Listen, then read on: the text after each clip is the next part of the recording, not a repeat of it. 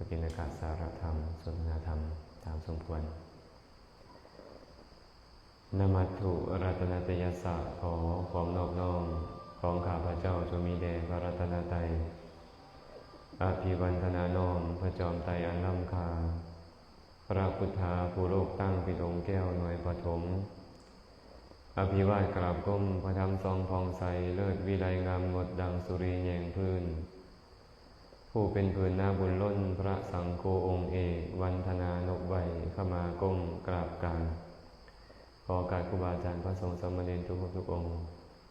กล่าวสนทนาภาษาธรรมะขอความสุขความเจริญจงบังเกิดมีแก่ญาติธรรมทุกคนทุกท่านที่ได้สละเวลามาร่วมกันบำเพ็ญกุศลในสองภาคคำของมื้อนี้มุนินทาวทนัมโพชาขัพพาสัมภวะสุนทรีสารนังปาลินังวานิไมหังปีนะยะตังมะนังขอพระสัทธรรมนำภัยในห้องแห่งวงกฏคือพระโอษฐ์ของพระจอมมุนีผู้เป็นที่พึ่งของสัตว์ทั้งหลายจงกระทำใจของข้าพเจ้าให้เอิบอิ่ม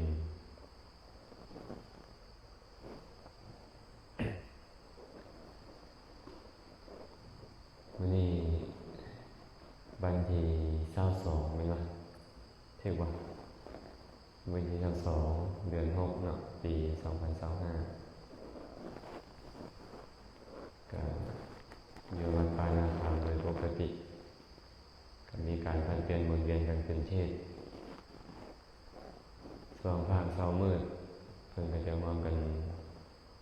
ในพระสวดมนต์แล้วก็แสดงธรรมตามสมควรส่วนก่อนฉันภัตตาหารก็จะมีการกล่าวอนุโมทนาคาถาแสดงธรรมตามสมควร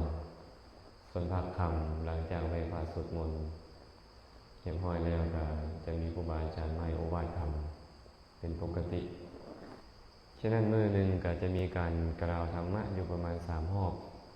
แล้วแต่ว่าองค์ใดจะสะดวกปกติแล้วกลางคืนช่วงนี้อาจารย์ก็บ่ค่อยได้ออกมาจะมาแต่กับมือวันพระมื้ออื่นก็ให้ครูบาอาจารย์เพิ่นเปลี่ยนกันเทศก็ให้แต่ละองค์ได้มีโอกาสในแสดงธรรมในฝึกเพื่อเวลาที่บ่ได้อยู่วัดป่านาคำแล้วออกไปในที่ต่างๆก็ให้สามารถเทศน์ให้กับออกตนญาติโยมได้ให้ฟังได้ ฉะนั้นมาอยู่นี่ก็จะได้ฟังธรรมค่อนข้างดุคันผู้ใดเบื่อการฟังธรรมก็แม่นบ่เหมาะในการมานาคำคันผู้ใดบ่อิ่มด้วยการฟังธรรมยังค่อยมานาคำจะได้ฟังเรื่อยๆฟังเรื่อยๆแล้วแต่ว่าครูบาอาจารย์องค์ใดจะหยิบยกเอาธรรมะหมวดใดข้อใดมากล่าวมาเว้าสู่เฮาฟังตามกำลังความสามารถของแต่ละองค์มื้อนี้ก็จะบ่ได้เทศน์อีหยังก็จะมาร่วมกันสนทนาธรรมญาติโยมที่เดินทางมาจากปากเสเนาะแม่ออกเซียนเพิ่นได้สาวดอนใช่มั้ย เดินทางมาหลายมื้อแล้วยังบ่ได้มีโอกาสรวมถึงจักคำเลยอีหลีเลยพอสั่นเขาแล้วเห็นบ่เห็นอยู่ศาลาเลยไปแล้วโอกาสใหม่เพราะอาจารย์ก็บ่ค่อยมีเวลาแล้วก็สอนแล้วก็เข้ากุฏิคนกว่าบทเรียนมาสอนแล้วก็เข้ากุฏิบ่ก็ไปกิจอื่นแล้วก็แล้วไปมีคาถาอยู่คาถาหนึ่งที่พระสัมมาสัมพุทธเจ้าเพิ่นตรัสเอาไว้ปฏิรูเปวะเสเทเสอริยนิตตกโรสิยาสัมมาปณิธิสัมปันโนปุพเพปุญญกโตนโรถ้านางทันยังยโสกิตติสุขันเจตังทิวัตติคาถานี้ปรากฏอยู่ในคัมภีร์อังคุตรนิกายจตุกนิบาตปฏิรูเปวะเสเทเสแปลว่าบุคคลควรอยู่ในที่สมควรหรือเหมาะสม อริยมิตรกโรสิยาควรกระทำอารยชนให้เป็นมิตรสัมมาปณิธิสัมปันโนควรเป็นผู้ตั้งตนไว้ชอบปุเพปุญญกโตนโรเป็นผู้ที่มีบุญได้เฮ็ดเอาไว้แล้วในการก่อนทานังทันยังยะโสกิตติสุขันเจตังที่วัตติสัพกตามเข้าเปลือกกตามยศกตามเกียรติกตามความสุขกตามยอมลังไหลพังภูเข้าไปหาบุคคลผู้มีธรรมสี่ประการนี้ธรรมสี่อย่างนี่นะเป็นเหตุแห่งความเจริญเป็นเหตุแห่งความสุขความสุขเวลาจะลังไหลเข้าไปก็จะลังไหลเข้าไปหาคนที่มีคุณธรรมสี่ประการนี้ในสูตรพระองค์ว่าไว้เลยว่าผู้ประกอบด้วยธรรมสี่ประการนี้นะยอมเจริญยอมพอกพูนมั่งคั่งด้วยโภคทรัพย์ต่อการบ่ดลคันมีสี่ประการนี้นะบ่ดลนานเลยเขาจะเป็นคนมั่งคั่งด้วยโภคทรัพย์ทั้งหลายหนึ่งก็คือการอยู่ในที่สมควรสองการคบสัตบุรุษสามการตั้งตนไว้ชอบสี่ปุเพกตะปุญญาตาสี่อย่างนี้แหละมันก็เป็นสิ่งที่เฮ็ดให้บุคคลได้ประสบแต่ความสุขเราลองมาคิดตามมึงเนาะคนที่เขามีความสุขมีความเจริญนี่นะย้อนอย่างเขาจึงมีแบบนั้นเราปฏิเสธผลของบุญบ่ได้แม่นบ่โดยเฉพาะพวกเราที่เป็นพุทธมามกะเป็นพุทธศาสนิกชนที่เขาเชื่อเรื่องของกรรมผลของกรรมนี่นะปฏิเสธบ่ได้ว่าความสุขที่เกิดขึ้นแก่เฮาก็ตามแก่เขาก็ตามมันเป็นผลของความที่ตัวเองที่ได้สร้างสมบุญเอาไว้ฉะนั้นทำสี่อย่างนี้แหละจึงเป็นเหตุให้ประสบความสุขความเจริญทรัพย์สมบัติเข้าเปลือกเกียรติยศชื่อเสียงความสุขทั้งหลายกำลังไหลเข้าไปหาการอยู่ในที่อันสมควรนี่หมายถึงเท่าไหร่ล่ะปฏิรูเปวะเสเทเสที่ที่สมควรบ่ได้แม่นสถานที่ที่เจริญบ่ได้แม่นสถานที่ที่เต็มไปด้วยวัตถุอำนวยความสะดวกบ่แม่นสถานที่ใดก็ตามยังมีการให้ทานมีการสมาทานศีลมีการเจริญภาวนามีการแสดงธรรมฟังธรรมเป็นต้นนี่เอิ้นว่าบ่อนเหมาะสมหรือว่าอีกโวหารหนึ่งก็คือเป็นบ่อนที่มีบริษัทสี่คำว่าบริษัทคือกลุ่มก้อนสมาคมของคนสี่ประเภทนั่นคืออย่างภิกขุบริษัทภิกขุณีบริษัทอุบาสกบริษัทและอุบาสิกาบริษัทสถานที่ใดก็ตามประกอบพร้อมไปด้วยบริษัทสี่นี่แหละมีครูบาอาจารย์พระสงฆ์สามเณรอุบาสกอุบาสิกาผู้เรื่อมใสในพระรัตนตรัยอยู่สถานที่เช่นนั้นเอิ้นว่าสถานที่เหมาะสมสถานที่สมควรเนาะหรือว่าอีกอย่างหนึ่งก็คือบ่อนใดก็ตามมีพระพุทธเจ้ามีพระสงฆ์สาวกของพระพุทธเจ้าอาศัยอยู่นั่นแหละเอิ้นว่าสถานที่เหมาะสมลำบากปานใดก็อย่าได้ชื่อว่าสถานที่เหมาะสมเพราะมันเจริญกุศลได้มันเจริญกุศลได้เอิ้นว่าสถานที่ที่เหมาะสมบุคคลใดก็ตามได้อยู่ในสถานที่เช่นนี้นะจะเจริญขึ้นย้อนแนวใดเพราะสถานที่เช่นนี้เป็นสถานที่อยู่ของสัตว์บุรุษเห็นบ่เจ้าจะได้เห็นสัตว์บุรุษเจ้าจะได้ฟังธรรมของสัตว์บุรุษเจ้าจะได้ศรัทธาเนี่ยสัตว์บุรุษได้เข้าใกล้ได้อุปถัมภ์ดูแลสัตว์บุรุษเห็นบ่ได้ศึกษาในสิ่งที่สัตว์บุรุษเขาศึกษาประพฤติปฏิบัติแล้วบอกกล่าวไว้และได้มาตามระลึกถึงสัตว์บุรุษเหล่านั้นที่เขาเอิ้นกันว่าจะได้อนุตตริยธรรม6ประการคันบ่มีสถานที่เหมาะสมอนุตตริยธรรมบ่ได้อนุตตริยธรรมมีอย่างแน่ทัศนานุตตริยะการได้เห็นอันประเสริฐ สวนานุตริยะการได้ฟังอันประเสริฐลาภานุตริยะการได้ลาภอันประเสริฐปาริจริยาผ่านไปสิกขานุตริยะการศึกษาอันประเสริฐปาริจริยานุตริยะการบำรุงอันประเสริฐและสุดท้ายอนุสตานุตริยะการตามระลึกถึงสิ่งที่ประเสริฐอนุตริยธรรมคือธรรมที่บ่มีอย่างอื่นเสมอเหมือนนี่นะมันจะมีอยู่ในสถานที่เหมาะสมสถานที่สมควรคันได้อยู่ในสถานที่เหมาะสมแล้วการได้เห็นพระพุทธเจ้าหรือเห็นสงฆ์สาวกของพระพุทธเจ้ามันก็มีเห็นไหมการได้ฟังธรรมของพระพุทธเจ้าหรือฟังธรรมของพระสงฆ์สาวกของพระพุทธเจ้าก็มีการได้ศรัทธาในพระพุทธพระธรรมพระสงฆ์มันก็จะมีขึ้นศรัทธามันจะเพิ่มพูนการได้เข้าใกล้ได้อุปถัมภ์ดูแลมันก็มีการได้ศึกษาตามเพิ่น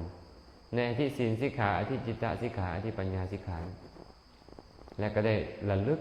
ถึงสิ่งที่ควรระลึกถึงอนุตตริยธรรมมันจะตามมาเพิ่นก็เลยบอกว่าประเทศที่สมควรก็คือบ่อนแบบนี้แหละบ่อนเจริญกุศลได้แต่แค่อยู่บ่อนเหมาะสมยังบ่พอเด้มันต้องมีการกระทำคนดีให้เป็นมิตรพระพุทธเจ้าเลยบอกว่าอริยมิตตกโรสิยาควรเป็นผู้เฮ็ดคนดีให้เป็นมิตรเด้ออริยะตัวนี้นะบ่ได้หมายถึงว่าพระอริยเจ้าเท่านั้นหมายถึงอริยชนบุคคลผู้ที่เจริญแล้วเจริญด้วยศรัทธาก็ตามด้วยศีลก็ตามด้วยจาคะก็ตามด้วยปัญญาก็ตามหรือแม้กระทั่งบรรลุเป็นพระอริยเจ้าแล้วก็ตามเอิ้นว่าอริยชนควรเฮ็ดบุคคลแบบนี้ให้เป็นมิตรเพราะเหตุใดสิ่งใดที่เจ้ายังบ่เคยได้ฟังเจ้าจะได้ฟังสิ่งใดที่เจ้าได้ฟังแล้วจะแจ่มแจ้งสิ่งใดที่เจ้ายังลังเลสงสัยอยู่มันจะกำจัดความลังเลสงสัยเสียได้หากเจ้าพบคนแบบนี้กุศลบางประการที่เจ้ายังบ่ได้เฮ็ดเจ้าจะได้เฮ็ดกุศลที่เคยเฮ็ดแล้วมันจะเพิ่มพูนยิ่งขึ้นไปกระทำคนดีให้เป็นมิตรหลายๆคนในสมัยพุทธกาลเป็นบ่เฮ็ดคนดีให้เป็นมิตรแล้วได้ประสบประโยชน์ใหญ่มีหลายคนหลายท่านเลยเด้มีหลายคนหลายท่านเฮาก็เอาข้าเจ้านั่นแหละมาเป็นแบบอย่างต้องเลื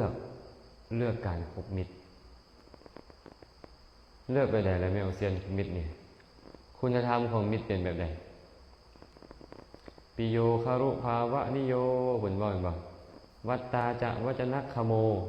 คัมภีรัญจะกถังกัตตาโนจัตถาเนนิโยชะเยบุคคลผู้เป็นที่ฮักของมหาชนเป็นที่เคารพของมหาชนเป็นที่ยกย่องของมหาชนเป็นผู้ถึงพร้อมด้วยข้อวัดเป็นผู้มีปกติกล่าวคมอดทนต่อการว่ากล่าวตักเตือนแสดงถ้อยคำที่ลึกซึ้งได้และบ่ซักส่วนในทางที่บ่ควรซักส่วนคือทางที่เสื่อมโนจัตถาเนนิโยชะเยบุคคลแบบนี้แหละเป็นองค์ประกอบของมิตรที่ไปหาอยู่ใส่ว่าให้ได้ครบองค์ประกอบขนาดนี้นี่เนาะหน้ายากยากนี่นะเอาแล้วเขาอาจจะบ่ได้ขนาดนั้นหรอกเบิ่งกายกรรมว่าเหมาะสมบ่กายกรรมดีควรครบอยู่วจีกรรมดีมโนกรรมดีควรครบโดยเฉพาะวจีกรรมนี่เบิ่งง่ายพระพุทธเจ้าเป็นคนผ่านเป็นบัณฑิตพระสัมมาสัมพุทธเจ้าตรัสไว้ในคัมภีร์อังคุตตรนิกายจตุกนิบาตพระองค์บอกว่าภิกษุทั้งหลายบุคคลผู้ประกอบด้วยธรรม4ประการนี้เป็นคนผ่านเด้อเป็นคนผ่าน4ประการนี้4ประการมีอย่างใดคันมีในเฮาก็ผ่านเด้อมีในเขาก็ผ่าน4ประการคืออย่างใดภิกษุทั้งหลาย 1. บุคคลใดก็ตามความชั่วของคนอื่นแม้บ่มีผู้ถามก็เว้าได้ บ่จำเป็นต้องเว้าถึงตอนมีผู้ถามเลยเราจะเว้าความซัวของหมู่ได้โดยพิสดารนี่แหละทำข้อที่หนึ่งที่เป็นเหตุให้ฮู้ว่าเป็นคนผ่านคนบางคนเป็นแบบนี้เนาะว่าที่เห็นหน้าเขาก็จอบจมคนพวกนี้พวกนั้นที่เขาฟังรถเนี่ยฮู้ไว้รถวันนี้คือคนผ่านอย่าไปถามได้กันถามเนี่ยบนได้เมือรถเราสิว่าได้ตลอดเลยนี่เป็นข้อที่หนึ่งเลยสองความดีของคนอื่นบ่เว้าหากถูกหมู่ถามเจาะจิ้มเข้าไปจังคอยเว้าแด่เล็กน้อยเว้าแบบกระปิดกระปล่อยเว้าได้บ่เต็มปากนี่แหละเป็นธรรมข้อที่สองที่เป็นเหตุให้ฮู้ว่าเป็นคนผ่านบ่มักเว้าความดีของคนอื่นทั้งๆที่ก็หลายความดีของเขาเนี่ยบ่มักเว้าเอิ้นว่าองค์ประกอบของคนผ่านมีบางคนแบบนี้หลายเนาะหลายข้อเสียของหมู่นี่โอ้ยเว้าได้ดีข้อดีของหมู่เว้าบ่ได้แบบนี้สามความซัวของตนเองปกปิดบ่เว้าถูกหมู่ถามเจาะจิ้มเซิงๆหน้าเข้าก็เว้าแด่เล็กน้อยบ่สามารถเว้าได้โดยพิสดารนี่แหละเป็นองค์ประกอบข้อที่สามของคนผ่านบ่เว้าจักเทื่ออันความบ่ดีของตัวเองเนี่ยแทบจะบ่มีเลยพุ่นน่ะเพิ่นคือบริสุทธิ์เอาแท้เอาว่านี่นะคนแบบนี้คันถูกหมู่ถามเจ้าเคยเฮ็ดบ่ดีแบบนี้แบบนั้นบ่เว้าน้อยนึงนี่คนผ่านสี่ความดีของตนแม่บ่มีคนถามก็เว้าบ่จำเป็นต้องกล่าวถึงชื่อคนอื่นถามเลยเขายอมเว้าได้โดยพิสดาร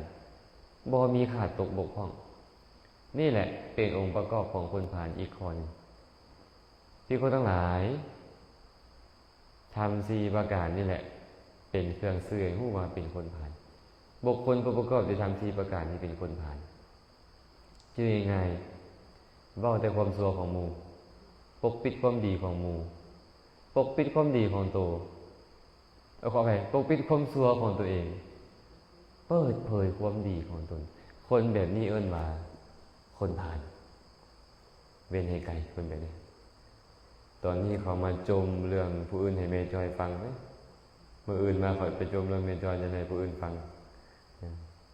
มันเป็นแบบนี้ไอ้คนเฮานี่นะประเภทนี้เพิ่นเลยเอิ้นว่าคนผ่านบ่คนคบคนแบบนี้เนาะตรงกันข้ามนี่แหละพระพุทธเจ้าก็บอกว่าผู้ประกอบด้วยธรรมสี่ประการเนี่ยเป็นบัณฑิตสี่ประการคืออย่างไรตรงกันข้ามกันความซัวของคนอื่นบ่เว้าเถิงแม่นถูกถามก็เว้าแด่เล็กน้อยเว้าแบบกระปิดกระปล่อยทันถูกถามเซิงๆหน้าแล้วมันบ่ตัวอะไรเฮาก็ตัวบ่ได้เป็นบ่ก็เว้าอยู่แต่เว้าเล็กน้อยอันนี้ความซัวของคนอื่นสองความดีของคนอื่นเปิดเผยบอกกล่าว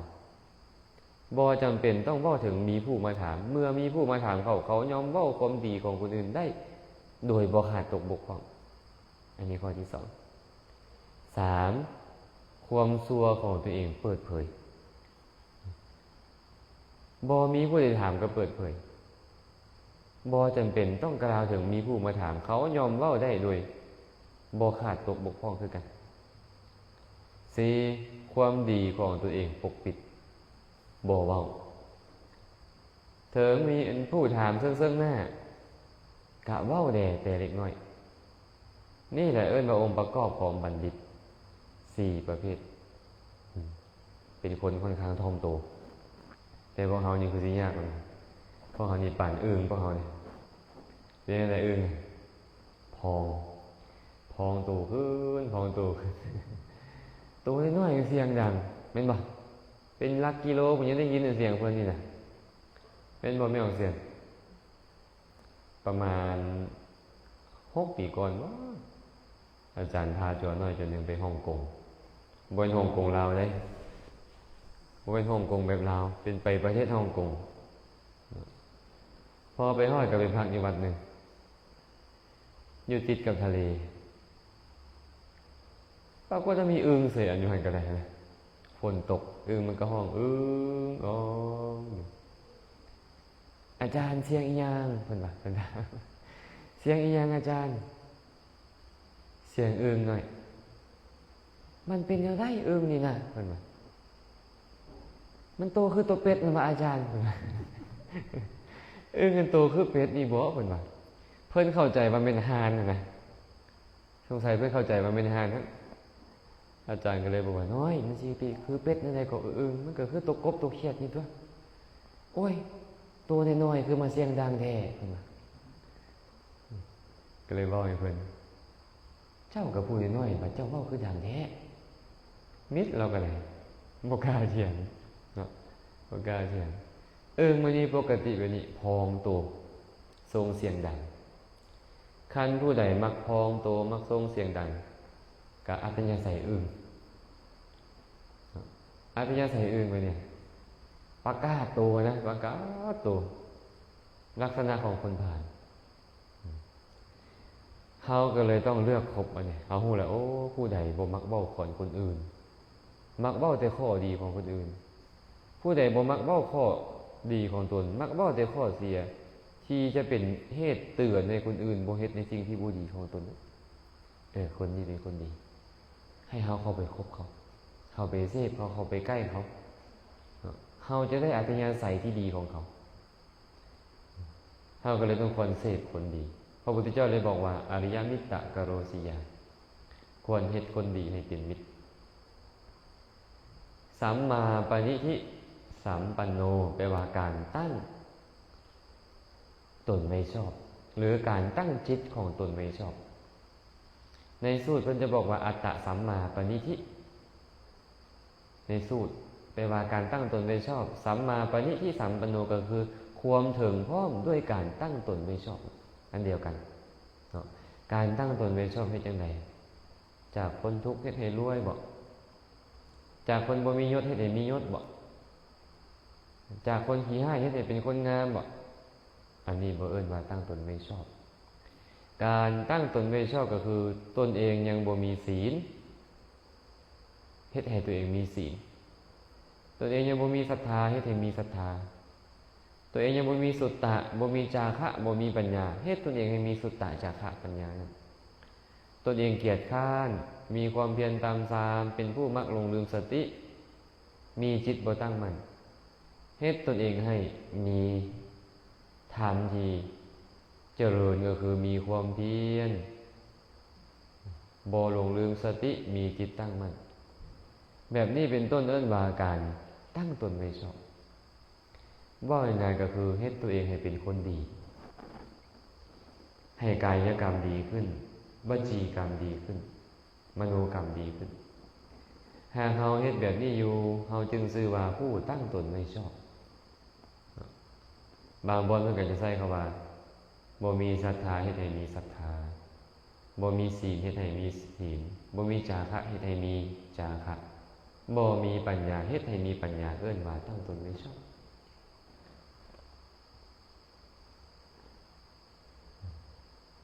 ถ้าหากว่า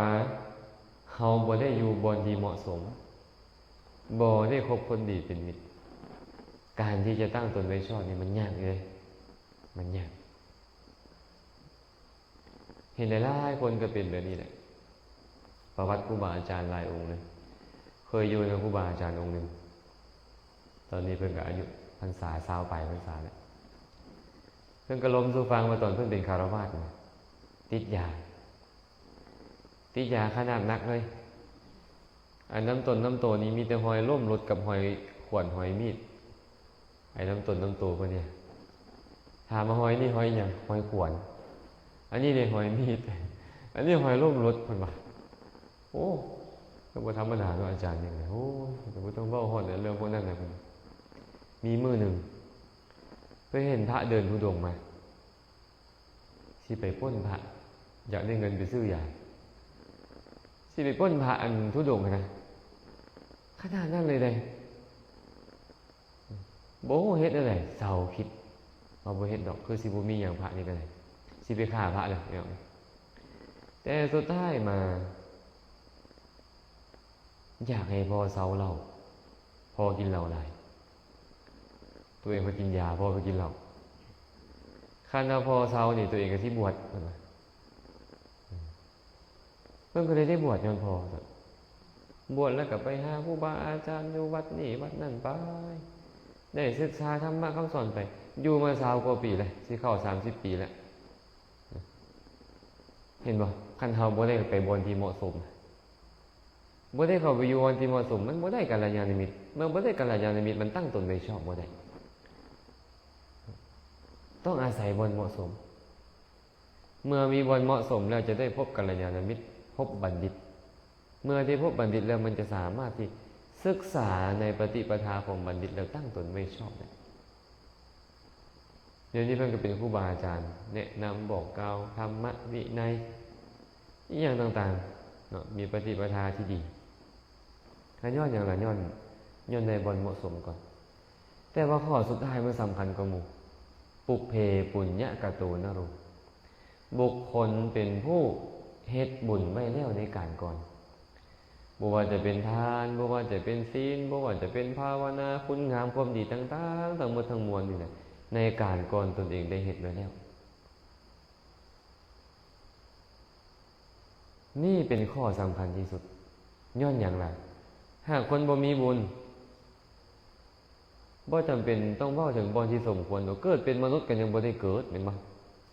มันต้องเกิดเป็นมนุษย์ก็เพราะว่าบุญเก่านั้นส่งผลฉะนั้นคนที่มีบุญที่เฮ็ดแล้วในการก่อนจึงเป็นเหตุให้เกิดเป็นมนุษย์ได้อยู่บนที่เหมาะสมเมื่อได้อยู่บนที่เหมาะสมแล้วก็ได้พบกัลยาณมิตรได้เฮ็ดคนดีให้เป็นมิตรมันก็สามารถตั้งตนไว้ชอบการตั้งตนไม่ชอบในปัจจุบันนี่แหละมันก็จะกลายเป็นปุเพกตะปุญญาตาของอนาคตต่อไปอีกเห็นบ่ท่านบุญในปัจจุบันนี่มันสำคัญที่สุดมันเป็นเรื่องใดก็ยาที่ผ่านมาเจ้าจะซัวซ่าตำซ้ำบันไดก็ยาเจ้าจะขี้ให้ท่ายเปบันไดก็ตามปัจจุบันนี่นะเจ้าต้องเฮ็ดให้มันดีที่สุดคนที่บ่เคยได้กัลยาณมิตรมาก่อนบ่เคยได้เข้าใจธรรมะบ่เคยได้เข้าใจศีลธรรมอีหยังมันก็เฮ็ดตามที่ตัวเองคิดว่าอยากจะเฮ็ดแม่นบ่และไอ้กิเลสมันพาเฮ็ดนี่นะในส่วนที่ดีมันบ่ค่อยเฮ็ดมันดันพาไปเฮ็ดในส่วนที่บ่ดีในส่วนหลายหากเฮาไปเอาอดีตมาแล้วมาเฮ็ดให้จิตใจเฮาเสียหายเลยบ่สามารถเฮ็ดดีต่อไปได้นั่นบ่ควรเนาะฉะนั้นเราต้องเฮ็ดปัจจุบันของเฮาให้ดีที่สุดเลยศีลสมาธิปัญญาต้องมีสำหรับญาติโยมก็คือทานศีลภาวนาคันเฮาบ่มีตัวนี้ก็มีโอกาสที่จะไปอบายสูงแล้วก็โอกาสที่จะได้พบเพาะนักปราชญ์บัณฑิตในอนาคตก็บ่มีเฮามาสังเกตเบิ่งในพระไตรปิฎกบุคคลบางคนเป็นร้อยโยชน์พันโยชน์พระพุทธเจ้าก็ไปหาเบิ่งนี่ไปอนุเคราะห์เป็นหยังคือเป็นอย่างนั้นบางคนอยู่ไกลๆนี่เป็นพี่น้องของเพิ่นซะเพิ่นก็บ่สนย้อนหยังบ่มีปุเพกตะปุญญาตานั้นคันมีปุเพกตะปุญญาตานี่อยู่ไกลปานใดเพิ่นก็ไปอนุเคราะห์เห็นบ่สุภัททะปริภาชกสาวกองค์สุดท้ายที่บรรลุอรหันต์ก่อนพระพุทธเจ้าตายแม่นบ่พระองค์ใช้เวลา3 เดือนเจ็บป่วยทรมานสิตายแล้วทายออกเลือดอายุ80 ปีไปไว้ก็นี่ก็บ่ได้เลยไปไว้กับอุปนิสัยของเรายังบ่คันได้อินทรีย์ของเราบ่คันแก่หอบค่อยไปเพื่อเราโดยเฉพาะเลย3 เดือนนี้ย่างไปจนฮอดบอนสิตายอานนท์เอาผ้าสังฆาติมาปูตถาคตจะนอนอานนท์เอ้ยการนอนครั้งนี้เป็นการนอนที่บ่มีการลุกขึ้นของตถาคตแล้วบอนตายนะเป็นบอนอนุเคราะห์ องค์นี้องค์สุดท้ายย่างไปเพื่อตายแล้วให้องค์นี้ได้เข้ามาเฝ้าตอนจะตายให้ได้โอกาสฟังธรรมและบรรลุไกลปานใดพระองค์ก็ไปคนที่มีบุญที่เฮ็ดไว้แล้วในการก่อนต่างกันแต่ว่าเราเฮ็ดบุญช้าองค์นี้ในอดีตชาตินี่นะเราเคยเป็นพี่น้องกับพระอัญญาโกณฑัญญะพระอัญญาโกณฑัญญะนี่เป็นอ้ายเราในอดีตชาติเลยนะก็เลยพากันเฮ็ดนานำกันสองไอ้น้องธรรมดาเนาะมีพี่น้องร่วมกันกับพ่อแม่ให้นามากับแบ่งกันเฮ็ดคนละครึ่งเป็นว่าก็เฮ็ดนานำกันก้อนเบื้องต้นอาเฮ็ดแล้วก็แบ่งกันซะเฮาสองไอ้น้องเฮาอ้ายก็เอาส่วนนั้นไปน้องก็เอาส่วนนี้มาแต่ว่าอ้ายนี่มักเฮ็ดบุญน้องก็มักเฮ็ดคือกันได้แต่ว่าถ้าให้เกี่ยวเข้าแล้วมื้อแล้วค่อยจังเฮ็ดให้แล้วมื้อเราเข้าขึ้นเล่าเรียบร้อยแล้วค่อยจังสิเฮ็ดบัดเดียวเพิ่นว่าเฮ็ดคักๆโลดเพิ่นน่ะนะเพิ่นว่าแต่พระอัญญาโกณฑัญญะอดีตชาติเพิ่นบอกเพิ่นบ่เฮ็ดจังซั่นเข้าเริ่มมาแล้วก็รีดเอานมไปค่อยเฮ็ดใดได้ค่อยๆเฮ็ดเริ่มเป็นซ้ำเข้าห้างก็เฮ็ดซ้ำเข้าห้างนั่นแหละเฮาเมานั่นแหละเกี่ยวเข้าก็เอาเกี่ยวเข้าแล้วก็ถวายทานนวดเข้าก็ถวายทานเอาเข้าขึ้นเล่าก็ถวายทานเพิ่นนี่น่ะเพิ่นบ่ท่าว่ามือนี้มือนั้นจังเฮ็ดบ่ท่าเนาะตั้งความปรารถนาเลยขอให้ข้าพเจ้าเนี่ยได้ตรัสรู้ธรรมก่อนหมู่สุดท้ายไปฟังธรรม5คนผู้ใดบรรลุธรรมพระโกณฑัญญะนี่ก็เลยชื่อว่าอัญญาโกณฑัญญะบรรลุธรรมก่อนหมู่น้องชายบอกว่าโอ้ยแล้วมื้อแรกค่อยจังเฮ็ดอ้ายเจ้าเฮ็ดก่อนเนาะเป็นจังได๋ล่ะต้องทุกข์ทรมานอยู่45ปีมาเกิดเป็นยุคพระพุทธเจ้าเลยได้รอเวลา45ปีได้ไปฟังธรรมตอนพระพุทธเจ้าตายแต่ว่าพระอัญญาโกณฑัญญะพระพุทธเจ้าบรรลุธรรมได้40กว่ามื้อเป็นบ่แล้วเดินทางไปจนฮอดมื้อที่60หลังจากบรรลุธรรมคือ2เดือนเราฟังธรรมกับบรรลุเป็นพระโสดาบันตั้งแต่พรรษาแรกแต่ว่าสุปทะพรรษาสุดท้ายมื้อสุดท้ายครับลองคิดเบิ่งคันสมมุติว่าเฮากิเลสกุ้มรุมจิตใจเฮา40กว่าปีนี่เฮาก็จะทุกข์40กว่าปีแม่นบ่อุปนิสัยมาพร้อมในการบรรลุเลยแต่ว่าเนี่ยมันเป็นอย่างนี้ย้อนอย่างย้อนเจ้าเฮ็ดบุญซะการสร้างพวกเฮานี่นะโอกาสใดมีในการที่จะเฮ็ดให้เฮาเจริญกุศลได้เฮาก็บ่ควรปล่อยโอกาสมันไปถ้าเบิ่งหมู่ก่อนหมู่สิเฮ็ดแนวใดบ่ต้องสนจังซั่นเฮาบ่ให้ปลูกฝังอัธยาศัยตัวเองแบบนี้มีโอกาสมีเวลาศรัทธามันเกิดขึ้นให้เฮ็ดเลยเนาะขันเจ้าเฮ็ดซ่าได้ผลซ่าทันทางหิปุญญังกโรติทันทางวิปากังลภติเป็นความจริงว่าเมื่อบุคคลเฮ็ดบุญซ่ายอมได้รับผลแบบซ่ามักเป็นไดล่ะไม่ออกทานตะวันมักเป็นไดกันมักได้ผลไปก็ต้องอย่าไปรอหมู่เด้อถ้าเมียจอยมาก่อนบ่ต้องถ่าดอกมาก่อนก็เฮ็ดก่อนลงเฮานี่บ่ต้องถ่ามาทีหลังให้เอาทีหลังให้เฮ็ดทีหลังเนาะเวลามันพร้อมแล้วเฮานี่ต้องเฮ็ดอย่าเอาคนอื่นเป็นประมาณได้บ่ได้เด้ส่วนถ้าแม่จอยมาตัวเองละขาดใจก่อนจะเฮ็ดจังได๋ล่ะบ่เนี่ยแม่จอยมาแม่จอยได้ถวายทานเฮาละไปแล้ว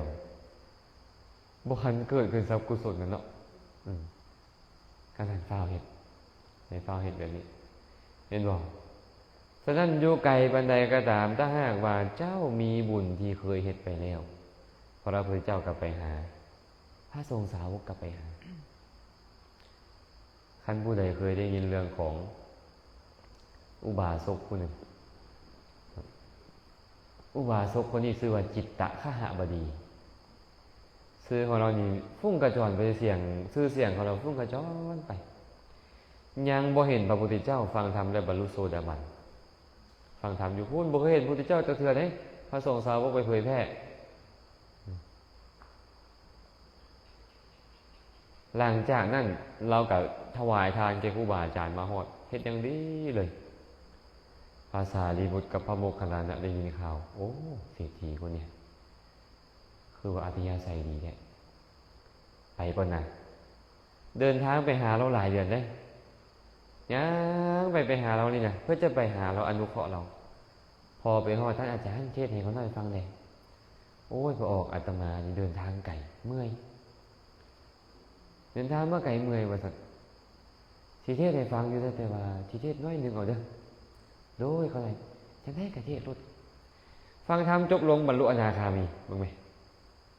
ไอ้คนแบบนี้กับเมียไม่เอาไอ้พวกเขาจะอะไรจักกันแล้วล่ะพวกเขานี่นะเราต้องเป็นผู้จักครูบาอาจารย์มันละมาทุกมือเท่านี้มือละลายกันเสมอเพื่อนแต่ก็คือเขาบูจือซ้ำมาบนเทศอีกอย่างอาจารย์องค์ใดเทศก็ยังบูจือเนาะเป็นตูกันเนาะเรื่องตัวเนี่ยไอ้ความขี้ให้พวกเขาเนี่ยแต่เพื่อนจะฟังแล้วบรรลุธรรมบอกคันเห็นพระพุทธเจ้าเลยบรรลุอนาคามีก่อนไกลปานใดเขากลับไปอนุเคราะห์และมีเรื่องราวอีกหลายเรื่องในประวัติที่พระพุทธเจ้าเคยไปพูดแต่ละคนเรื่องแม่แต่องคุลิมานเป็นวะองคุลิมานเนี่ยฆ่าคนเอาได้เอาว่าแหละจนมือสุดท้ายที่ฆ่าแม่ตัวเองเลยแม่ตัวเองเอาเดินทางเพื่อจะไปบอกให้ลูกหนีพระราชาที่ยกทัพมาฆ่าแล้วพระพุทธเจ้าเห็นอุปนิสัยโอ้ยบ่ได้แล้วแบบนี้บ่ได้ขั้นเป็นไปนี่เราจะได้กระเมนคาดมรรคผลนิพพานเลยแหละย่างไปย่างได้ไปฮอดใกล้ๆบนพยูแล้วกันย่างชาวบ้านก็มาบอกพระสมณโคดมจะไปทิศนั่นนะโจรองคุลิมานนี่โหดให้ปลาเทือนไหลคน30-40 คนเข้าไปนี่บ่เหลือมือเราขาดที่มืด30-40 คนก็สู้เราบ่ได้อย่าไปพระเจ้าก็เซยใกล้ๆเข้าดงไปแล้วเขาก็เว้าอีกพระพุทธเจ้าก็เซยหลายหมู่หลายพวกมาบอกพระพุทธเจ้าพระพุทธเจ้าก็บ่สนเข้าไปฮอดเข้าไปให้เราไล่ฆ่าแล้วก็เทศให้เราฟังบัดจังค่อยได้ออกบวชและบรรลุเป็นพระอรหันต์เป็นอย่างพระพุทธเจ้าจึงสละขนาดนั้นเรามีบุญที่เฮ็ดไว้แล้วแม่นบ่ก็นั่นว่าเราเฮ็ดบุญไว้ก่อนแล้วมาเพื่อที่จะได้ให้พระพุทธเจ้ามาอนุเคราะห์เราขี้ให้ท่ายเปบันไดพระองค์ก็ไปอนุเคราะห์เพราะมีบุญที่เฮ็ดไว้แล้วในการก่อนพวกเขาคือกันได้ถ้าหากว่าพวกเขาเฮ็ดบุญไว้ในมื้อนี้มันก็จะเป็นปัจจัยแก่อนาคตเขาบ่สามารถที่จะกลับไปแก้ไขได้แล้วในอดีตนี่ไผสิไปแก้ไขอดีตได้มันแก้ไขบ่ได้แล้วมันทรงให้เฮามาได้ก็มีถือว่าดีหลายแล้วอาตมาว่าดีหลายได้บ่มันหลายธรรมดาหลายหลายบาทเลยได้นี่จากที่พวกเขาบางคนนี่บ่ฮู้หยังเลยในพุทธศาสนานี่บางเทื่อล้มกับเนี่ยครูล้มป่านล้มกับเซียวเหมือนกันบางเทื่อล้มกับครูบาอาจารย์เหมือนกับล้มกับลูกชายเหมือนกับล้มกับเด็กน้อยพุ่นน่ะไอ้คนเพิ่นเว้าหยอกเว้าใหญ่ความบ่ฮู้สัมมาคารวะอีหยังต่างๆกันก็ย้อนหยังล่ะย้อนว่าบ่ได้เข้าใจสิ่งเข้าใจธรรมอีหยังเลยและพวกเขาก็เคยเป็นมาพวกไอ้บ่แต่สุดท้ายแล้วพวกเขานี่นะได้ยินได้ฟังธรรมได้ศรัทธาในพระพุทธเจ้าได้ฮู้จากพระศาสนาขึ้นอาตมาว่าบุญหลายแล้วใส่บุญต่อบุญให้ใส่บุญต่อบุญเฮ็ดจังไดก็ตามบุญที่เฮามีมาเนี่ยเกิดเป็นมนุษย์แล้วอวัยวะสมบูรณ์บ่บ้าบ่ไหม้บ่บอดบ่หนอกอีหยังได้อยู่ในสถานที่ที่ซื่อว่าเหมาะสมแล้วแหละยังมีการให้ทานรักษาศีลได้เอิ้นว่าเหมาะสมแล้วนี่เฮามีครูบาอาจารย์ก็บางเทื่อเนาะครูบาอาจารย์ก็คอยเทศคอยสั่งคอยสอนเฮาอยู่ซื่อว่าเฮาได้เลยเด้นี่ได้ประเทศอันสมควรได้กัลยาณมิตรมีบุญได้เฮ็ดไว้แล้วพร้อมแม่นบ่จังได๋มาซ้ำนี้เหลืออย่างเดียวที่เฮาต้องเฮ็ดบัดนี้สัมมาปณิธิสัมปันโนหรืออัตตะสัมมาปณิธิการตั้งตนไว้ชอบอย่าประมาทได้พระพุทธเจ้าบอกไว้แล้วว่าผู้ประมาทเศร้าโศกอยู่นรกหลายแล้วคันหากเขาเป็นผู้ประมาทนี่เขาก็จะเป็นผู้หนึ่งที่จะไปเศร้าโศกอยู่ฮะเราก็ต้องเฝ้าสร้างน้ำกระทำบุญตามกำลังความสามารถของตนที่จะเห็นได้นี่แหละให้เป็นเรื่อยๆเนาะอันนี้เป็นคาถาที่พระพุทธเจ้าตรัสไว้ถ้ามี4อย่างนี้แล้วเด้อทะนังทันยังยะโสกิตติสุขันเจตังที่วัตติ ทรัพย์สมบัติเข้าเปลือกเกียรติทรัพย์ชื่อเสียงยศถาบรรดาศักดิ์ความสุขจะลั่งไหลเข้าไปหาถ้าก็มาสังเกตตรงนี้ไอ้คนที่เขามีความสุขคนมีบุญทั้งนั้นเห็นบ่คนมีบุญทั้งนั้นเป็นไงล่ะคือบ่คือกันล่ะคนทั้งโลกนี่เอ้าเจ้าบ่มีบุญเมื่อกี้นี่อาจารย์นั่งรถมากับพ่อออกกับอาจารย์เมธไปเห็นไม่ออกผู้หนึ่งแขนข้างหนึ่งกับจริงๆบ่ได้ละที่มันเอามาพึกมีมือหนึ่งถือไม้เท่าน่าจะอายุประมาณ70แล้วนะครูเป็น60 ปลาย70แล้วแหละมีหลานน้อยผู้หนึ่งอายุประมาณ10 ปีแบกถงผักเลาะอยู่ตามปั๊มน้ำแถวปั๊มน้ำมันก็เลยเดี๋ยวเห็นอ้าวหมอน้อยนี่มันขายผักซอยในตู้บ่หรือจังไดนี่นะพ่อก็เลยจอดรถกำลังขี่รถออกมาแล้วไปหามึงดูเป็นยังไงไปอุดหนุนเราจังบาทดูมันเป็นตาลำบากเฮงนะเป็นตาลำบากเฮงพ่อก็เลยลงไปอุดหนุนเครื่องใส่เรา245,000 กีบเป็นบ่245,000 กีบหรือเปล่าพอบอกยายไอ้หมอน้อยแบกผู้เดียวนะแล้วก็โอ้ยเอาไปวัดเลยมื้อนี้นะเพิ่นก็ดีใจมาอวยพรอันเป็นตู้อันนึงขอให้แนวใดเพิ่นก็เว้าตามเพิ่นน่ะเนาะเงินไหลมาทองไหลเข้าเอียงกับบ้านแล้วเขาก็บ่ฮู้นำเพิ่นดอกกันความอวยพรของพวกเพิ่นนั่นน่ะครูบาเพิ่นก็เลยอวยพรให้เพิ่นเจ้าก็คือกันเด้อแม่ตู้เด้อเพิ่นแล้วเห็นเขาลำบากกันบอกว่าโอ้ยหลานก็กำลังเข้าโรงเรียนป.3 อายุ10 ปีแล้วแต่ว่าแม่เราตายตั้งแต่อายุ 4-5 ปีพุ่นแล้วเราก็เว้าว่าความลำบากของเรานะก็มีหลานน้อยนี่เรามาซอยขายผักเก็บผักแล้วก็มาขายเนาะย้อนหยังจังเป็นแบบนี้ก็ย้อนพวกเฮาบ่มีบุญที่เฮ็ดไว้แล้วในการก่อน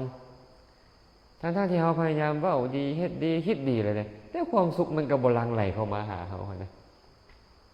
ทรัพย์สมบัติเข้าเปลือกข้าวสารเป็นต้นมันก็บ่หลั่งไหลเข้ามาหาเฮาย้อนหยังเจ้าบ่มีบุญที่เฮ็ดไว้แล้วในการก่อนนะเห็นบ่แต่บางคนโอ้ยเลาะกินเหล้าเมาสุราอยากตีไผตีอยากทุบไผทุบอยากซ่อโกงไผก็เฮ็ดแต่กลับยังมีความสุขความเจริญอยู่ย้อนหยังเขามีบุญที่เฮ็ดไว้แล้วในการก่อนความสุขทั้งหลายแล้วนั่นก็เลยยังลังไหลเข้าไปหาเขาคนเฮาบ่คือกันย้อนนี่แหละย้อนเหตุอดีตบ่คือกันแต่อย่าลืม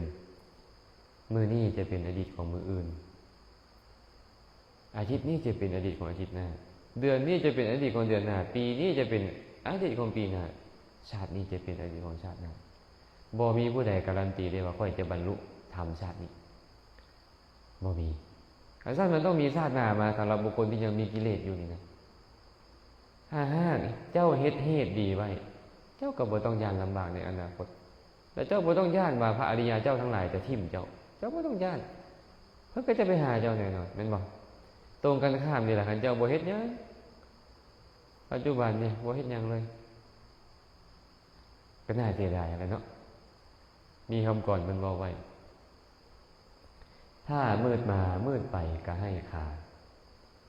ถึงสว่างมามืดไปก็ให้ผลแต่มืดมาสว่างไปบ่อับจนเกิดเป็นคนให้หู้ทางสว่างไปมืดมาแล้วมืดไปมันให้ค่าเด้อเอาละถึงแม้สว่างมาแต่ว่ามืดไปมันก็ให้ผลแต่หากถึงเจ้าจะมืดมากระตานแต่เจ้าสว่างไปบ่อับจนดอกพระพุทธเจ้าบอกว่าอะโมคังเห็นบ่อะโมคังคือเจ้าบ่เป็นคนยากจนคัดจนอีหยังเกิดมาเป็นคนแล้วให้หู้ทางสว่างไปนี่พระพุทธเจ้าว่าไว้บุคคล4ประเภทนี้มีปรากฏในโลกเนาะมืดมามืดไปตโมตมะปรายโนมืดมาสว่างไปตโมโชติปรายโนสว่างมามืดไปโชติตมะปรายโนสว่างมาสว่างไปโชติปรายโนหากมืดมาก็คือตัวเองเฮ็ดบุญมาบ่ดีว่ามาจากบ่อนมืดเกิดมาแล้วเนี่ยจนคัดซนเกิดในตระกูลคนต่ำต้อยคนขอทานคนเทขี้เหงื่อมูลฝอยสร้างหนังสร้างสารเป็นต้นเข้าปลาอาหารกะหายากบ่นำซ้ำผิวพรรณที่ไล่ท่ายเปพิกลพิการ เข้าป่าอาหารก็จะได้กินข้าวหนึ่งยากฝ่าพรทอนสบายกว่าจะได้ลงยากขนาดเลย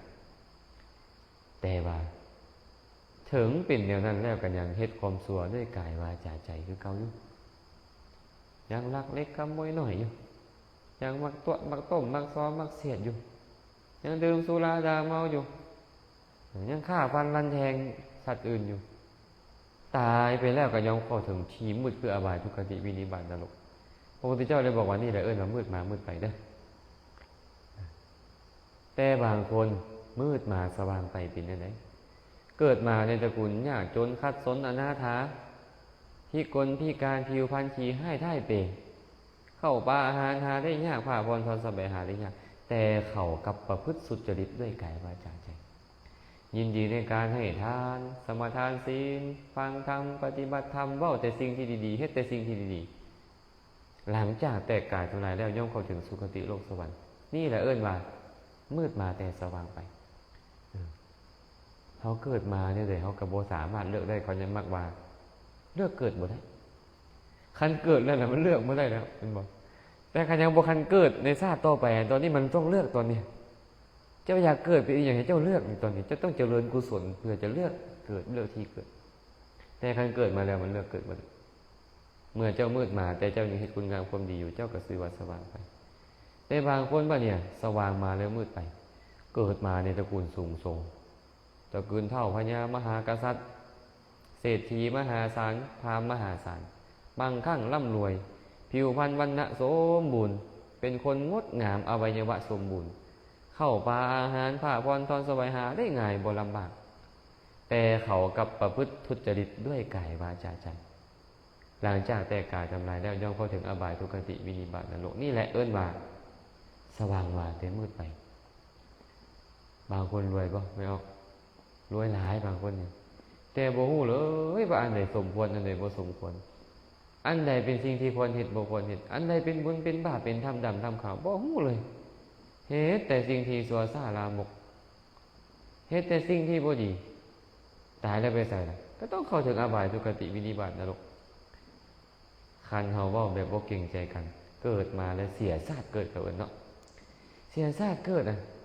เจ้าเกิดในชาติกำเนิดของคนที่สูงส่งปานนั้นคันเจ้าเฮ็ดดีนี่โอ้เจ้าได้ดีกว่าคนอื่นหลายเลยแต่เจ้ากับบ่ใส่มันเฮ็ดดีบ่ใส่บุญต่อบุญนะสุดท้ายเจ้าก็ต้องเข้าถึงสถานที่เป็นทุกข์มืดไปอันนี้ว่าสว่างมาแต่มืดไปสุดท้ายนี่ล่ะสว่างมาสว่างไปก็คือว่านั่นแหละเกิดมาในตระกูลสูงส่งอวัยวะสมบูรณ์ผิวพรรณวรรณะงดงามเข้าป่าอาหารหาได้ง่ายผ้าพรทอนสบายหาได้ง่ายแต่เขายังประพฤติสุจริตด้วยกายวาจาใจนะเกิดมาร่ำมารวยเลยบ่พอเกิดมาผิวพรรณวรรณะงดงามสมบูรณ์เลยบ่พอเบิ่งแม่บางคนเนาะแฮงเป็นคนงามแฮงเฮ็ดดีแฮงเป็นคนรวยแฮงเฮ็ดดีบางคนเป็นอย่างนี้หลังจากแตกกายทำลายไปแล้วก็เข้าถึงสุคติโลกสวรรค์อุปนิสัยที่มันมีอยู่ได้พบพ่อพระอริยเจ้าทั้งหลายได้ฟังธรรมกับบรรลุมรรคผลนิพพานไปนี่ว่าสว่างมาสว่างไปคนในโลกนี้มี4ประเภทนี้คันมืดมามืดไปให้ค่าเด้อคันมืดมาสว่างไปขออภัยสว่างมามืดไปก็ให้ผลคือกันเจ้าจะมาแบบใดก็ตามคันเจ้ามืดไปมันให้ค่าให้ผลแต่ถึงมืดมาสว่างไปบ่อับจนดอกเกิดเป็นคนต้องหู้ทางสว่างไปก็ต้องเข้าไปซอกหาความหู้ให้หู้ทางสว่างเนี่ยก่อนหน้านี้บ่ฮู้ว่าจะได้แหละมืดมาเท่าไหร่ก็บ่ฮู้เป็นบ่หลายๆคนเฮงขนาดนี้เห็นบ่พามาเข้าไปด่าพระพุทธเจ้าด่าเป็นบ่ด่าเอาแท้เอาว่าพี่น้องเจ้าก็มาหาเจ้าอยู่ก็มาแล้วบ่พระโคดมเจ้าก็แต่งเข้าป่าอาหารให้พี่น้องกินอยู่ก็แต่งให้กินนั่นแหละท่านเขาบ่กินเลยอาหารเป็นของไผของข้าน้อยนี่แหละข่อยก็บ่กินนำเจ้าเด้อบ่บริโภคหอมเจ้าเด้อคันเจ้าบริโภคเองคำด่าคำว่าเจ้าน่ะค่อยบ่เอาป๊าดโธ่ภาสิทธิ์ของพระองค์นี่แจ่มแจ้งแท้เพิ่นว่าเว้าซ้ำนี้นึงน่ะภาสิทธิ์ของพระองค์แจ่มแจ้งแท้พระองค์แสดงธรรมโดยอเนกปริยายเลยด้วยประการต่างๆ เหมือนกับหงายของที่มันควบอยู่เนาะเขาน้อยเนาะเหมือนกับเปิดของที่มันปิดมืดมิดอยู่มาตลอดกาลนานเหมือนกับดึงคนที่ลงทางเข้าสู่ทางบอกทางแก่คนลงทางเหมือนกับบุคคลที่อยู่ความมืดมาโอ้และได้พระองค์นี่มาใต้ไฟแสงสว่างให้เนาะเขาน้อยเนาะตั้งแต่มื้อนี้เป็นต้นไปเนี่ยข้าพระบาทนี่ขอถึงพระพุทธพระธรรมพระสงฆ์มาเป็นที่พึ่งจงทรงจำข้าน้อยไว้เด้อว่าข้าน้อยนี่ถึงพระพุทธพระธรรมพระสงฆ์เป็นที่พึ่งจนตลอดชีวิตเพิ่งไหมเนาะมืดขนาดใดแต่ก่อนนั่นน่ะเนาะแต่ว่ามันยังพอแก้ไขได้คันได้ฟังธรรมอันได้ฟังสิ่งฟังธรรมพวกเขาคือกันนั่นแหละอดีตเขาก็อาจจะบ่เข้าอกเข้าใจในศีลในธรรมเลยแต่ว่าได้อาศัยการเข้าใกล้นักปราชญ์บัณฑิตครูบาอาจารย์เพื่อนกัลยาณมิตรเขาแนะนำซักซ้วนก็เป็นเหตุให้เฮ็ดคุณงามความดีได้อาจารย์นี่คือกันได้ตอนที่มาเรียนศีลเรียนธรรมนำพระเจ้ามาอยากไปศึกษาธรรมะอาศัยพอออกผู้หนึ่งเราแนะนำแต่พอออกผู้หนึ่งเราก็แนะนำเลยไปเรียนแม่ไปเรียนภาษาบาลีน้ำอาจารย์มหาอุดรเพื่อนก็แนะนำกันนะตอนนั้นบวชได้ประมาณพรรษาหนึ่งนี่แหละพรรษาหนึ่ง2 พรรษาได้อาศัยการซักซ้วนของเราแต่เราไม่ได้สอนเขาดอกเราไม่ได้เห็นอีกอย่างดอกแต่เราแค่บอกว่าควรไปเรียนธรรมะเท่านั้นแหละปัจจุบันนี้เขามาสอนเราปัจจุบันนะแต่ว่าตอนนั้นเราซักซ้วนเขาให้เขาได้ศึกษาธรรมะนี่เห็นบอกซื่อว่าเขาเป็นกัลยาณมิตรให้เขาเนี่ยเอาแล้วเขาจะเป็นคนยศสั้นใดก็ตามตำแหน่งใดก็ตามหรือเป็นคนต่ำต้อยขนาดใดก็ตามแต่เขาซื่อว่าเป็นกัลยาณมิตรเจ้าได้ฟังสิ่งที่ดีๆจากเขาสักส่วนให้ไปดีซื่อว่าเป็นกัลยาณมิตรพระพุทธเจ้าตรัสไว้ในพุทธกาลนิกายชาดกขัตติยาพรามนาเวสสาสุดดาจันดาราปุกุสายมหาธรรมังวิชาเนยะโสหิตัสสะนรุตตโมบุคคลได้ฟังธรรมจากทานผู้ใดก็ตามบ่ว่าเขาจะเป็นกษัตริย์มหาศาลก็ตามบ่ว่าเขาจะเป็นพราหมณ์มหาศาลก็ตามบ่ว่าเขาจะเป็นแพทย์เป็นพ่อค้าสาวขายเศรษฐีก็ตามบ่ว่าจะเป็นคนยากจนอนาถาเป็นคนขอทานก็ตามหรือเป็นคนทิ่มขี้เหยื่อมุนฝอยก็ตามหากเจ้าได้ฟังธรรมจากเขานั่นแหละชื่อว่าเป็นบุรุษผู้สูงสุดของเจ้าโสหิตัสสะนรุตตโมนระแปลว่าบุคคลนั่นแหละเป็นบุรุษผู้สูงสุดของเจ้าเด้อเจ้าจะไปดูหมิ่นดูแคลนเขาว่าเขาเด็กน้อยว่าเขาผู้น้อยว่าเขาต่ำต้อยแนวนี้หรือนั่นบ่แม่นเจ้าได้ฟังธรรมจากเขาได้เข้าใจแจ่มแจ้งให้ได้เจ้านี่สามารถที่จะเข้าสู่กระแสของธรรมะเข้าสู่หอมธรรมได้เขาชื่อว่าเป็นบุรุษผู้สูงสุดของเจ้าแล้วแค่นี้เลยพระพุทธเจ้าว่าเนาะการสร้างครูบาอาจารย์ก็เป็นกัลยาณมิตรให้ญาติโยมได้ญาติโยมก็เป็นกัลยาณมิตรสักส่วนครูบาอาจารย์อย่างเห็นคุณงามความดีแหละเนาะพระกับพระโยมกับโยมก็สามารถส่วนกันได้ระหว่างพระกับโยมก็สามารถสักส่วนกันเหตุคุณงามความดีได้ทั้งหมดเลยชื่อว่าเป็นกัลยาณมิตรให้กันเนาะก็สิบริวารอย่างไรมาที่แรกบอกว่าจะบริวารอย่างจะให้สนทนาธรรมบริวารมาเป็นชั่วโมงเลยหมดเลยเนาะก็ขออนุโมทนาบุญนำเด้อญาติโยมมาสุขทุกคนโดยเฉพาะญาติโยมที่เดินทางมาจากต่างแขกมันมาจากป่าจำป่าสัก700-800 กิโลก็จะมาฮอดเนาะก็ขออนุโมทนาบุญนำก็จะบอกกล่าวธรรมะอย่างล่วงหลายไปมากต่อก็มีแต่จะเปิดโอกาสให้สนทนาธรรมนะมีผู้ใดต้องการสอบถามอีกอย่างก็สามารถถามได้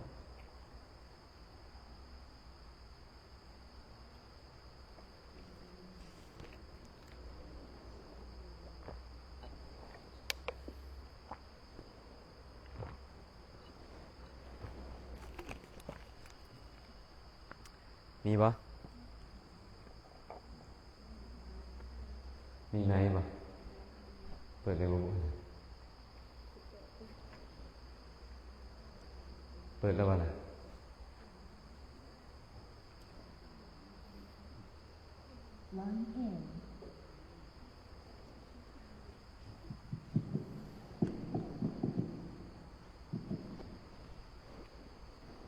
นมัสการ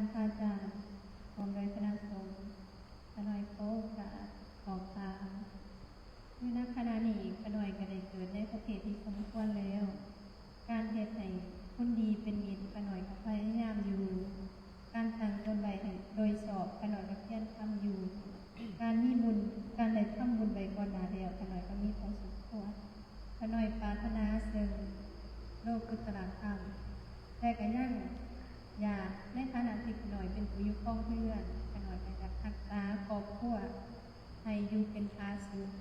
พระน้อยขอกาให้พระเจ้าให้โอวาทำในบอดีพระน้อยพาสุ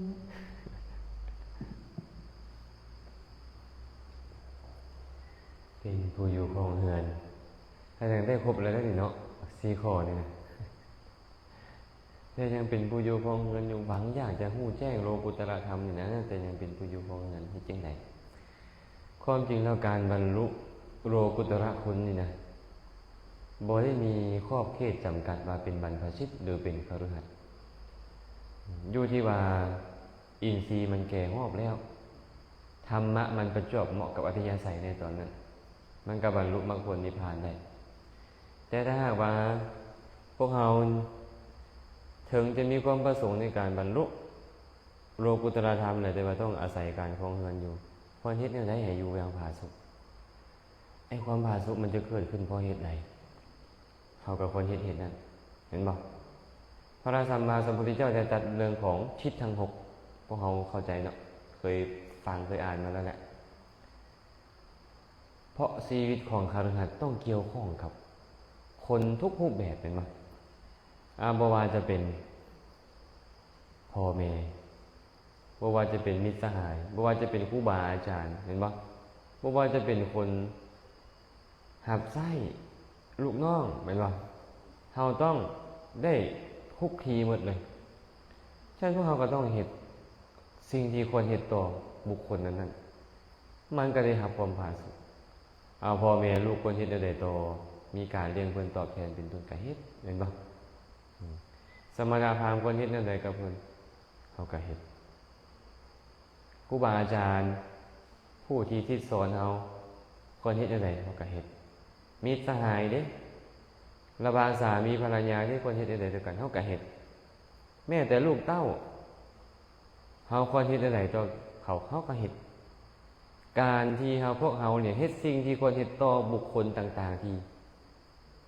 เกี่ยวข้องกันเพิ่นยกขึ้นมาแค่ทิศ6แต่ความจริงคนทั้งหมดที่อยู่ในฐานะเกี่ยวข้องกันเฮาควรประพฤติชอบต่อเขาความผาสุกมันก็เกิดขึ้นเห็นบ่เมื่อความผาสุกเกิดขึ้นบ่มีไผขวางเจ้าดอกในการที่เจ้าจะเจริญโลกุตตรคุณเขาแห่งสนับสนุนเนาะแม่นหรือบ่แม่นนี่น่ะโอ้ไปเด้อนางเด้อมีงานปฏิบัติธรรมอยู่นี่เด้อหรือว่าเจ้าอยากจะไปปฏิบัติธรรมอยากจะไปภิกวิเวกอย่างไรเจ้าเฮ็ดเด้อหรือว่าเจ้าเฮือนอยู่เฮือนน้ำข่อยนี่แหละเจ้าอยากเดินจงกรมอยากนั่งสมาธิอยากนิมนต์ครูบาอาจารย์มาสนทนาธรรมเฮ็ดโลดคันเขาหักเฮาแล้วครับพาสุขบ่เนี่ยพาสุขเจริญกุศลกับเจริญกุศลแบบพาสุขฉะนั้นหน้าที่ของตนอย่าขาดตกบกพร่องเป็นคฤหัสถ์ก็จะได้รับความพาสุขและบ่ขวางกั้นโลกุตตรธรรมครับก็แบบนี้แหละเฮาก็ไปเบิ่งว่าเฮาตอนนี้เฮาอยู่ในฐานะอีหยังกับผู้ใดเฮาก็เฮ็ดประพฤติธรรมข้อนั้นต่อเขาแบบนี้ตอบสั้นๆได้มั้ย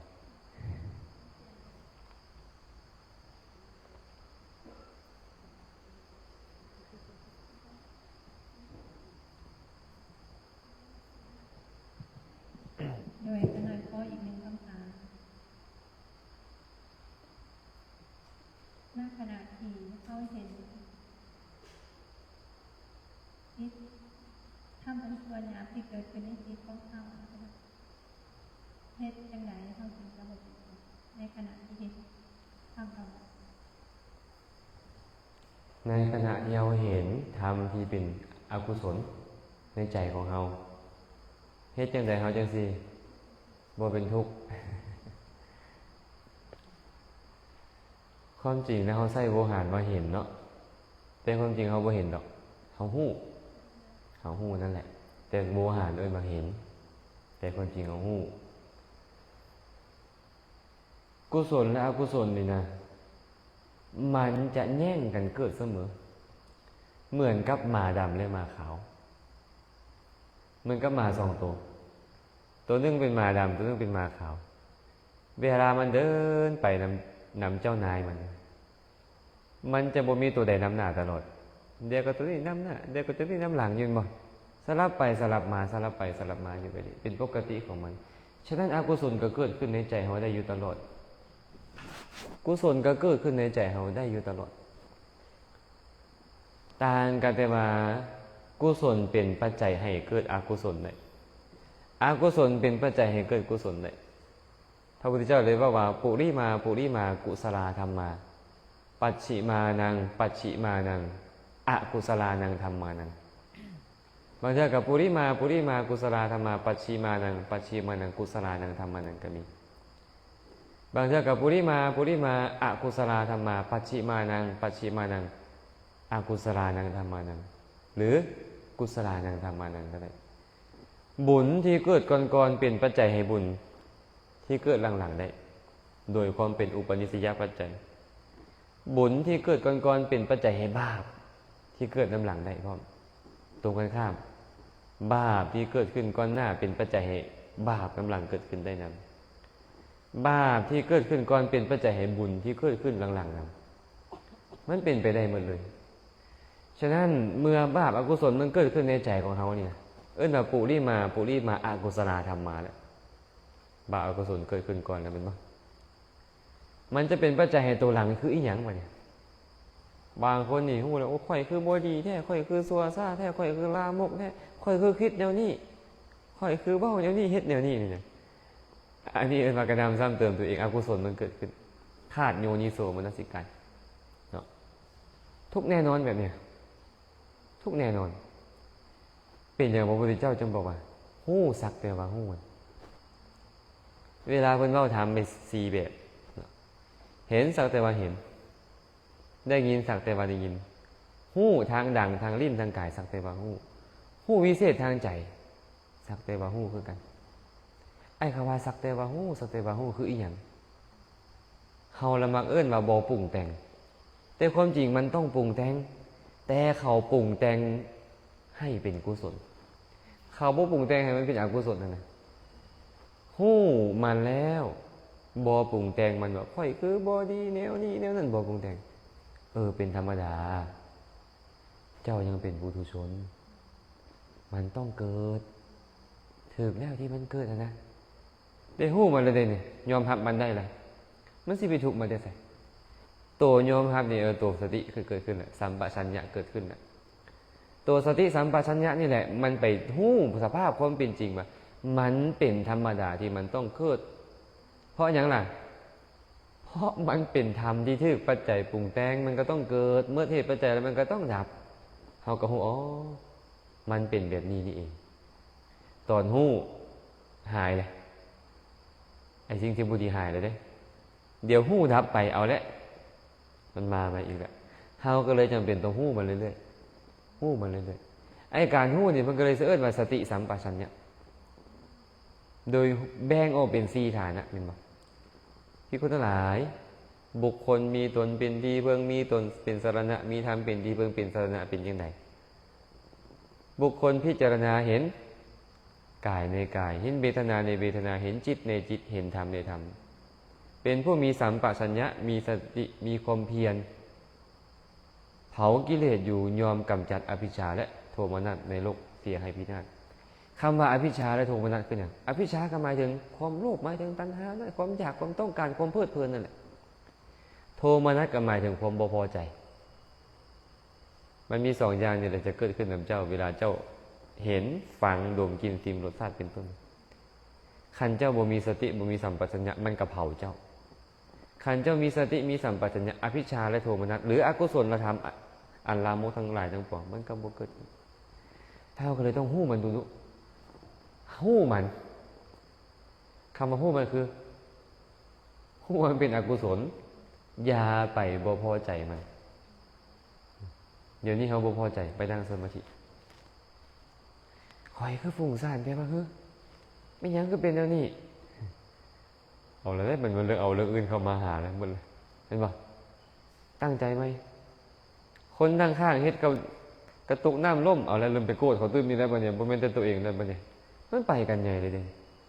เกิดขึ้นมาจากเฮาบ่มักไอ้ความบ่มักก็เป็นสื่อของโทสะฉะนั้นพวกเฮาก็เลยต้องเข้าใจมันแล้วก็พอบ่ต้องตื้มอีหยังให้มันมาอีกก็เข้าใจมันอีกมันมาอีกก็ทำความเข้าใจมันอีกการทำความเข้าใจมันนั่นแหละ ซื่อว่าการยอมรับการยอมรับว่าการปล่อยวางเจ้าบ่ต้องอยากไปปล่อยบ่ต้องอยากไปวางอหย่างดอกเจ้าฮู้ตอนไหนมันปล่อยของมันเองมันวางของมันเองแบบนั้นเนาะถ้าเราเฮ็ดอกุศลหรือคิดบ่ดีเป็นต้นเกิดขึ้นในใจและเห็นมันแล้วก็ขอแค่เราเห็นมันตามความเป็นจริงว่ามันเป็นสิ่งที่เราบังคับบัญชาบ่ได้มันได้เห็นมันก็เกิดมันมืดเห็นมันก็ดับของมันเจ้ากำลังเฮ็ดอย่างอยู่ตอนนี้โอ้เจ้ากำลังพิจารณากายเจ้านั่นแหละเห็นป่ะตัวความโกรธหรือความบ่ดีในใจเอิ้นมาทำเจ้าก็ต้องพิจารณาเห็นธรรมในธรรมมันป่ะคันเห็นธรรมในธรรมนี่เจ้ายังพิจารณาว่าได้ก็เอากลับมาดึงกลับมาหากายเป็นต้นเขาก็เลยเอิ้นอุบายดึงกลับมาหาบอนที่เขาเห็นได้ง่ายขึ้นกายนี่มันเห็นง่ายเขาก็เลยมาเอาลมหายใจนี่แหละเป็นที่ตั้งเขาก็เลยบอกว่าพิจารณาเห็นกายในกายความจริงละธรรมมันเกิดขึ้นแล้วตอนนั้นตัวนิวรณ์มันเกิดขึ้นแล้วพยาปาทะนิวรณ์มันเกิดขึ้นแล้วเจ้าก็ต้องพิจารณาเห็นธรรมในธรรมคำว่าพิจารณาเห็นธรรมในธรรมก็คือเห็นบามันเป็นธรรมชาติที่มันต้องเกิดขึ้นได้และมันต้องดับไปได้เป็นธรรมดาของมันบ่เที่ยงเป็นทุกข์เป็นอนัตตาของมันอยู่แบบนี้มันบ่เป็นเฮาเมื่อกี้เนี่ยแม่เอาเซียนที่ว่าเฮาโกรธเฮาโลภเฮาหลงเฮาบ่ดีในเจ้าเห็นว่าเป็นเฮาเนี่ยมันก็ทุกข์นั่นแหละเจ้าก็เลยต้องเห็นว่าบ่ให้เป็นเฮาโอ้มันเป็นธรรมชาติอย่างหนึ่งที่เกิดขึ้นมันนามมาทำมันก็เกิดขึ้นมันอาศัยยังเกิดขึ้นเนี่ยหะทยาวัตถุโอ้มันอาศัยรูปเกิดขึ้นมันมีแต่รูปกับนามตัวเนี่ยอยู่ใส่ละเฮามันบ่มีเข้าใจมาแล้วมันหายความปลื้มปีติใจเกิดขึ้นซ้ำพร้อมกับสติปัญญาตัวนี้โอ้เฮาเห็นมันแล้วเห็นป่ะแต่เดี๋ยวมันมาหลงอีกแล้วเดี๋ยวก็หลงค่อยเห็นแล้วมันว่าเดี๋ยวมันกับสติปัญญาเกิดขึ้นเดี๋ยวมันก็สลับไปสลับมาจะเป็นนั่นแหละให้เฮาเฮ็ดตัวเองเหมือนกับเฮากำลังเบิ่งหนังเฮาจะยึดว่าเฮาเป็นตัวละครอยู่หั่นคันเจ้ายึดว่าเป็นตัวละครตอนใดเจ้าทุกข์โลดโดยเฉพาะตัวห้ายกำลังทำร้ายนางเอกตายแท้ๆเฮานี่ทุกข์เฮาอยากซอยตัวละครน่ะนะเฮาบ่มักให้มันเป็นแบบนั้นเหมือนกับเฮาอยากซอยตัวละครเฮาบ่แม่นผู้เบิ่งที่ดีนักปฏิบัติธรรมคือผู้เบิ่งหนังที่ดี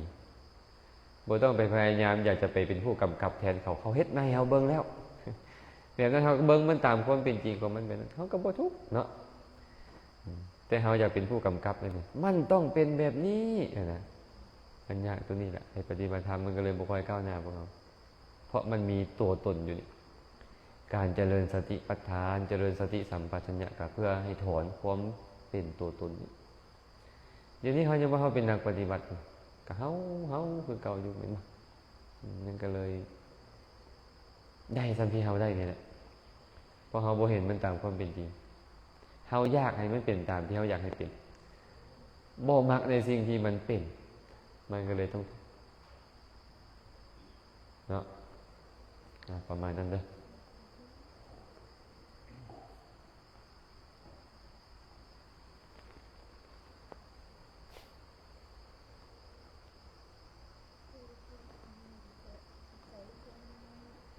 มีอื่นอีกว่า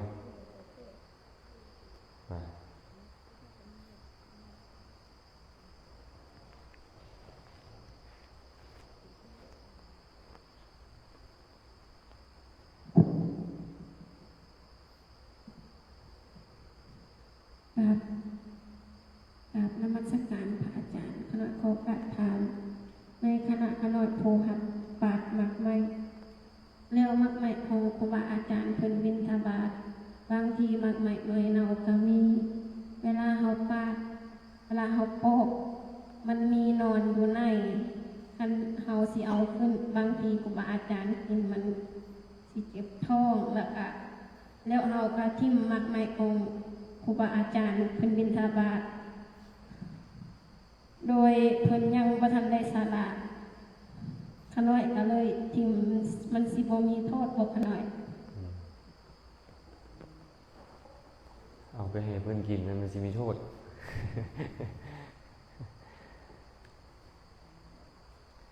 ความจริงแล้วเนาะเพิ่นบิณฑบาตมาน่ะเพิ่นบ่ได้ถวายสงฆ์เนาะเพิ่นก็บิณฑบาตมาแล้วก็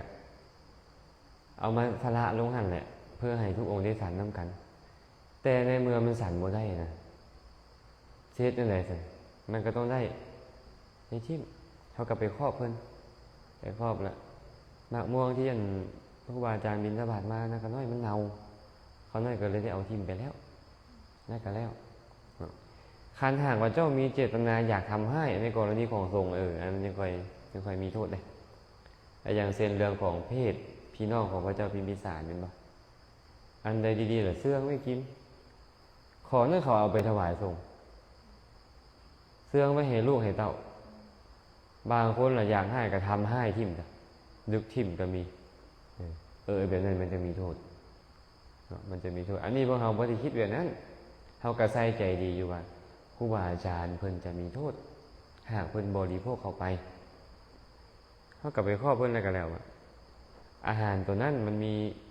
โทษแบบนี้อย่างครูบาอาจารย์สั่นแต่มันจะมีโทษเขาหน่อยก็เลยได้สละทิ่มไปแล้วนะครับบอกเพิ่นไปแล้ว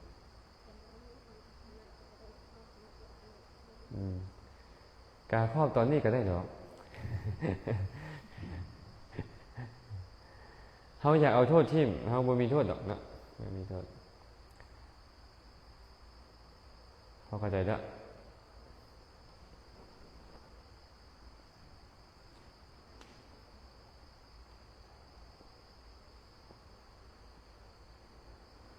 อย่างนี้บ้างอันบ่มีที่เป็นพักผ่อนนั่นเนี่ย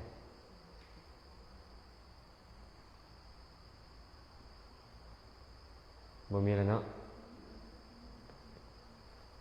คันบ่มีแล้วก็คงจะพอสมควรนะขออนุโมทนาบุญนำครูบาอาจารย์พระสงฆ์สามเณรตลอดถึงญาติโยมทุกคนที่มาพร้อมกันเจริญกุศลในค่ำคืนของวันนี้ขอให้บุญนี้จงเป็นปัจจัยอำนวยอวยชัยให้ท่านทั้งหลายจงได้ประสบพบเจอแต่ความสุขปราศจากทุกข์ทั้งปวง